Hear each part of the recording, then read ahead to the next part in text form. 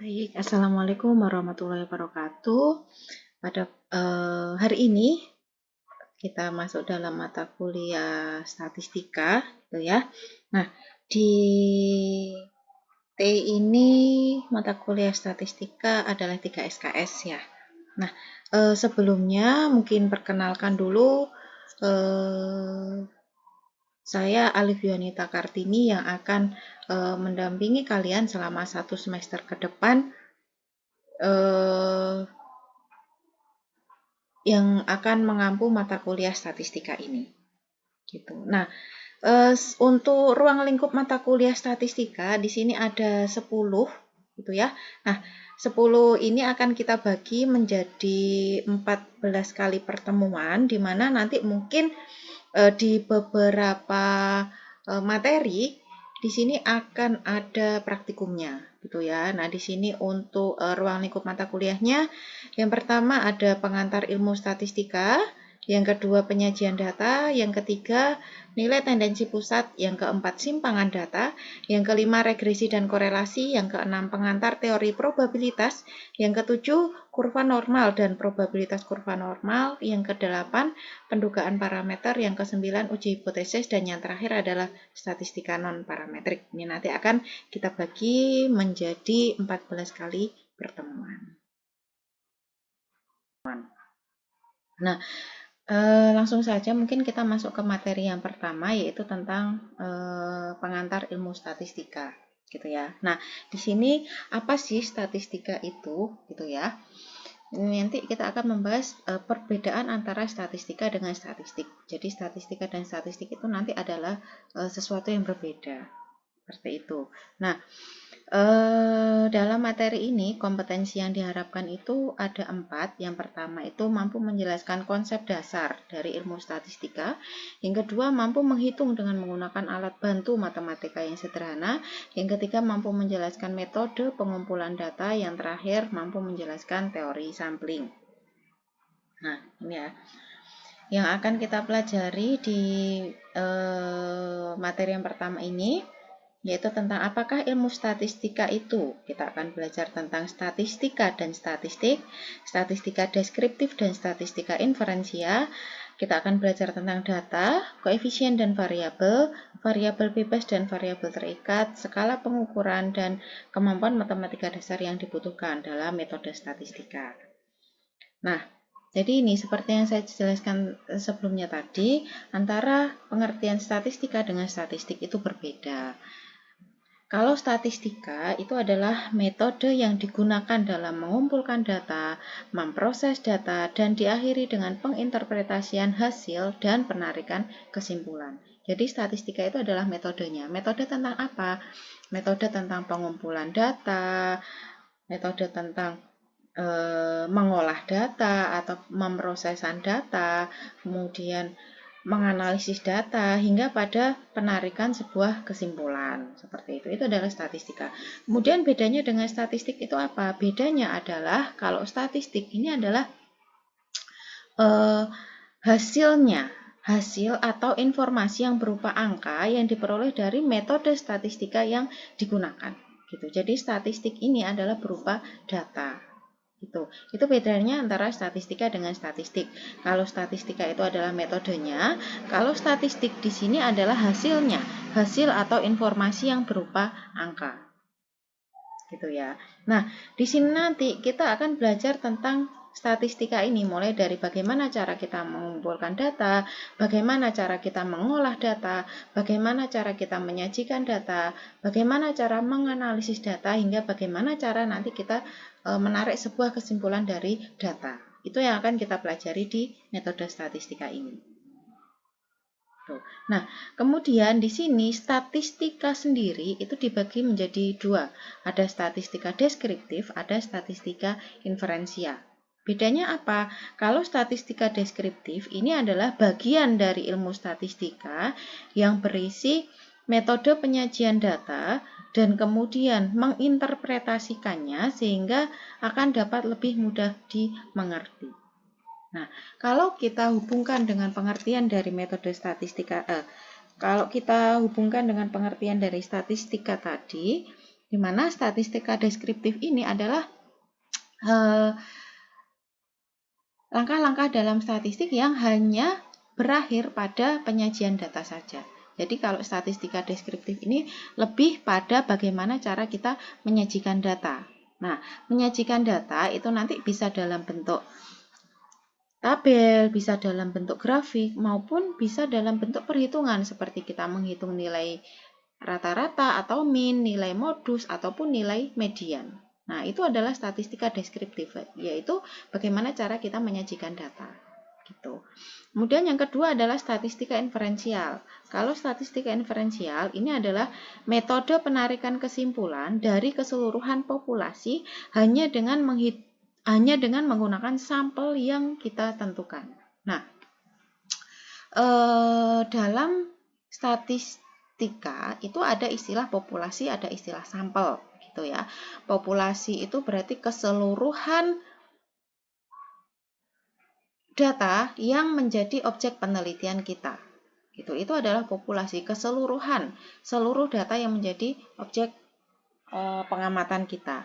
Nah, kalau sampel itu adalah berarti sebagian dari populasi saja yang akan kita jadikan sebagai objek penelitian. Nah, dalam statistika inferensial ini nantinya kita tidak perlu mengamati seluruh populasi, akan tetapi kita cukup dengan mengambil beberapa sampel saja untuk dianalisis dan ditarik sebuah kesimpulan, di mana kesimpulan yang akan berlaku di tingkat sampel itu nanti juga berlaku di populasinya. Jadi seperti itu. Nah, akan tetapi di sini ada syaratnya. Syaratnya adalah sampel yang kita gunakan untuk melakukan sebuah penelitian itu harus representatif. Artinya representatif di sini adalah mewakili populasinya.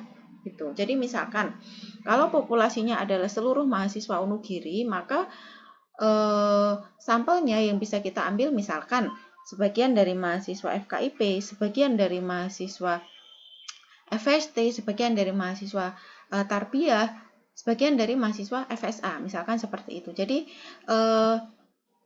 masing-masing fakultas kita ambil sampelnya, gitu. Itu nanti sampel yang digunakan akan representatif. Pasti hasilnya juga akan valid seperti itu. Tingkat kesalahannya akan kecil. Lain halnya kalau kita misalkan akan mengamati seluruh populasinya adalah seluruh mahasiswa Unugiri, kemudian kita hanya mengambil sampel di mahasiswa statistika saja. Nah, itu nanti tentu saja sampel yang kita gunakan tidak representatif. Kenapa? Karena kalau kita hanya mengambil mahasiswa statistika saja, tentu tidak akan mewakili seluruh mahasiswa Unugiri. Seperti itu.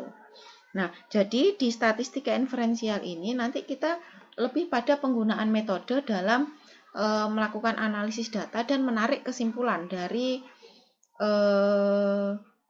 analisis data yang telah kita lakukan. Seperti itu. Nah, untuk statistika inferensial ini nanti berhubungan dengan estimasi dan pengujian hipotesis. Nah, itu adalah bedanya antara statistika deskriptif dengan statistika inferensial.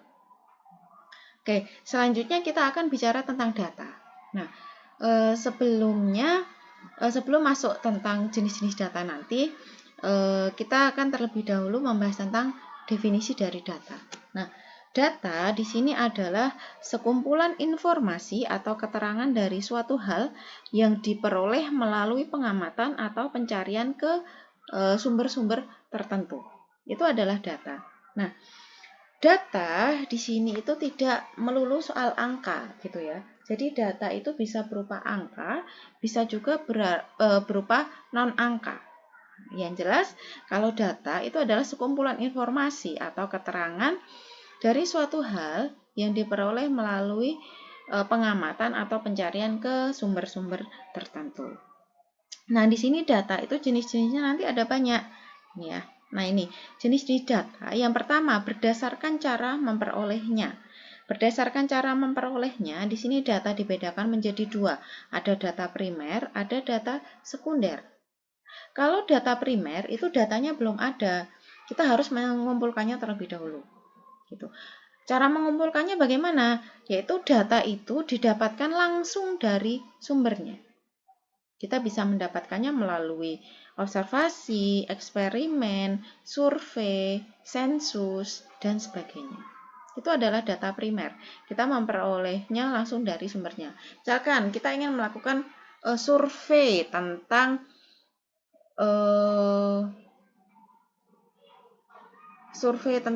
kesehatan gitu ya. Akan tetapi kita langsung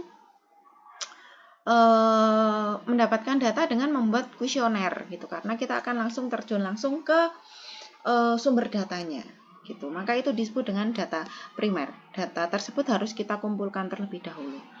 Bedanya dengan data sekunder itu apa? Kalau data sekunder itu adalah datanya sudah ada, kita mendapatkan datanya tersebut dari pihak lain.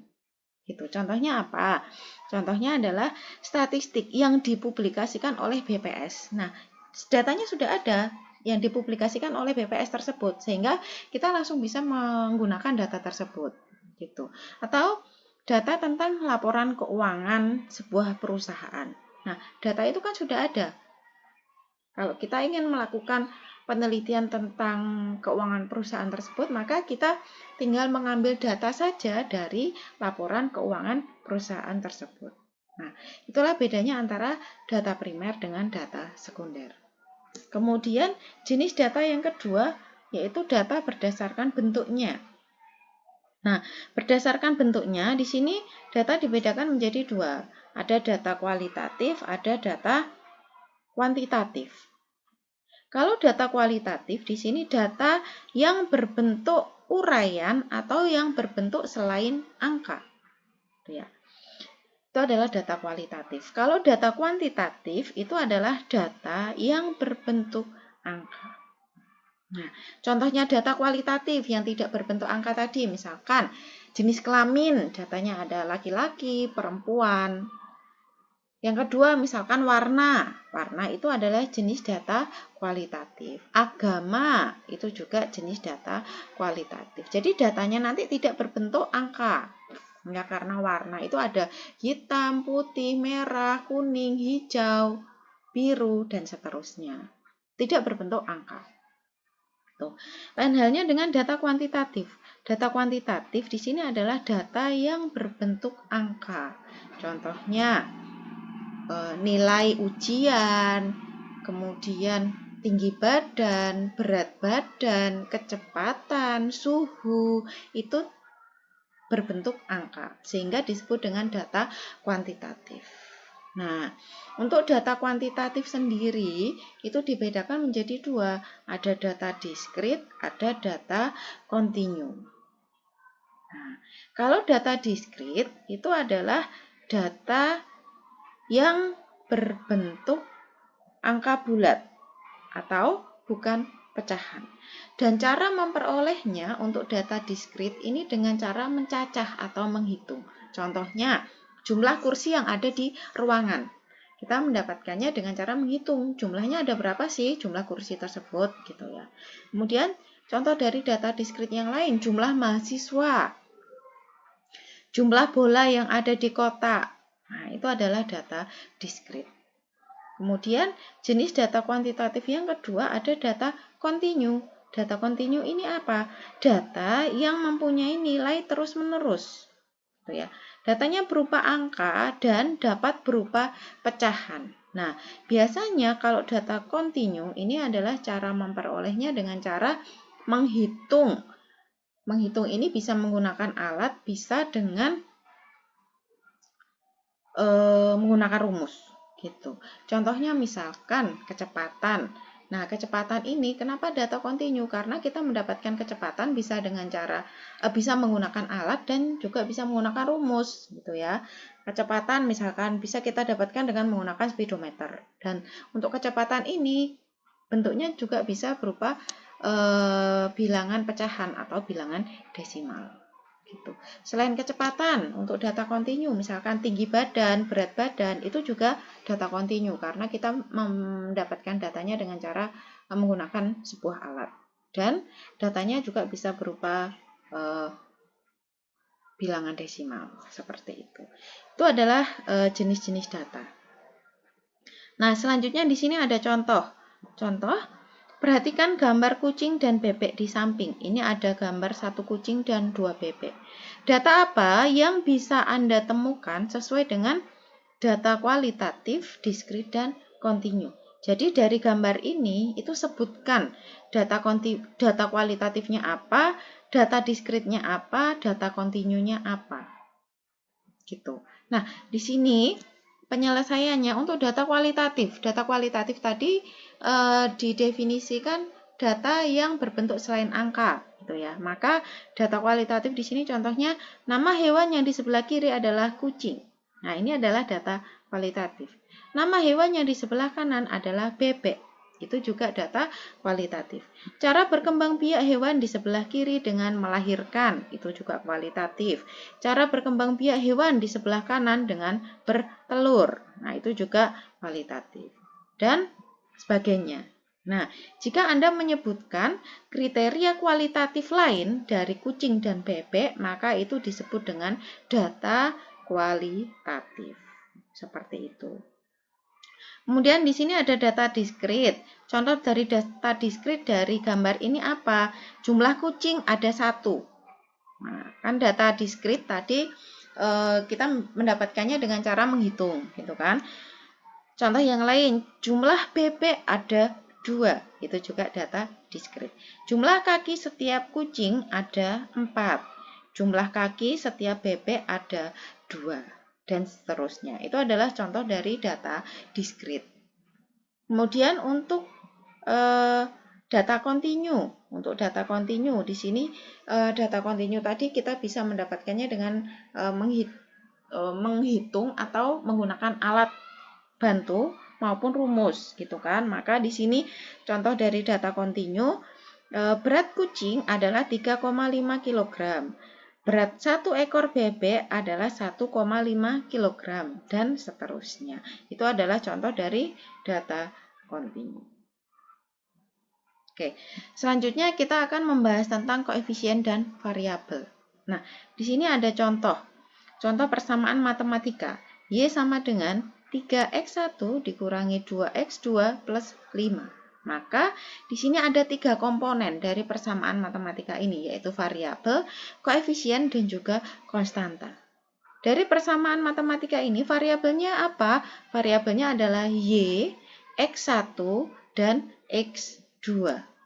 Nah, dari sini dapat didefinisikan bahwa variabel itu adalah serangkaian angka yang bisa ditemukan pada data yang jumlahnya bervariasi sehingga diwakilkan dengan menggunakan huruf. Jadi, apabila ada persamaan matematis dan di dalamnya nanti ada sebuah huruf, maka itu yang disebut dengan variabel. Kemudian yang kedua ada koefisien. Koefisiennya di sini berarti adalah 3, min 2, dan 1. Nah, maka definisi dari koefisien itu adalah nilai yang berada di depan variabel. Nah, kalau variabelnya tadi adalah Y, X1, dan X2, maka koefisiennya masing-masing adalah 1, 3, dan min 2. Itu adalah koefisien. Kemudian yang ketiga ada istilah konstanta. Konstanta di sini dalam persamaan matematika ini konstantanya adalah 5. Maka definisi dari konstanta ini adalah suatu nilai yang tidak memiliki variabel. Jadi nilai ini berdiri sendiri tanpa ada variabelnya. Itu yang disebut dengan konstanta. Nah, di sini ada satu contoh lagi persamaan matematika. Y sama dengan 8x1 ditambah 12x2 ditambah 52x3. Maka di sini variabelnya itu adalah Y, x1, x2, dan x3. Variabel tadi adalah berupa huruf. Gitu ya. Maka variabelnya Y, x1, x2, dan x3. Kemudian koefisiennya yang mana? Koefisiennya adalah angka yang berada di depan variabel, gitu ya. Maka koefisiennya adalah 1, 8, 12, dan 52. Nah, dari persamaan ini adakah nilai yang berdiri sendiri tanpa adanya suatu variabel, gitu ya. Karena di sini tidak ada nilai yang berdiri sendiri, maka konstantanya di sini adalah tidak ada. Seperti itu. Oke, kemudian dari definisi variabel tadi adalah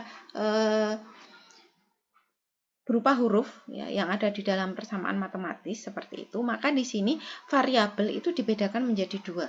Ada variabel bebas sama variabel terikat.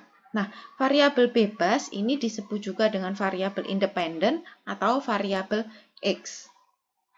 Di mana definisi dari variabel bebas ini adalah variabel yang perubahan nilainya itu bisa mempengaruhi variabel terikat. Jadi variabel bebas ini adalah variabel yang mempengaruhi variabel terikat. Kemudian variabel terikat. Variabel terikat di sini disebut juga dengan variabel dependent atau variabel Y. Gitu. Definisinya apa? Definisinya variabel terikat di sini adalah variabel yang nilainya dipengaruhi oleh perubahan nilai variabel bebas. Ya, jadi variabel bebas itu adalah variabel yang mempengaruhi variabel terikat. Kalau variabel terikat yaitu variabel yang dipengaruhi oleh perubahan nilai dari variabel bebas. Nah, contohnya di sini. Di sini ada contoh, dilakukan penelitian tentang pengaruh lama waktu penggunaan telepon genggam terhadap prestasi belajar siswa SMP. Bisakah Anda menentukan mana variabel bebas dan mana variabel terikatnya? Ya.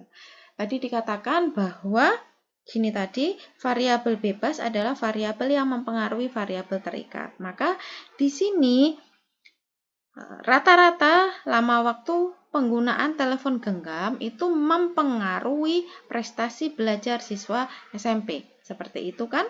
Maka variabel bebasnya di sini adalah rata-rata lama waktu penggunaan telepon genggam oleh siswa SMP per hari. Maka variabel terikatnya adalah prestasi belajar siswa SMP. Misalkan di sini menggunakan indikator nilai rapot. Seperti itu. Jadi variabel bebasnya adalah rata-rata lama waktu penggunaan telepon genggam. Kemudian variabel terikatnya adalah prestasi belajar siswa SMP. Kenapa seperti ini? Karena rata-rata lama waktu penggunaan telepon genggam itu mempengaruhi prestasi belajar siswa SMP.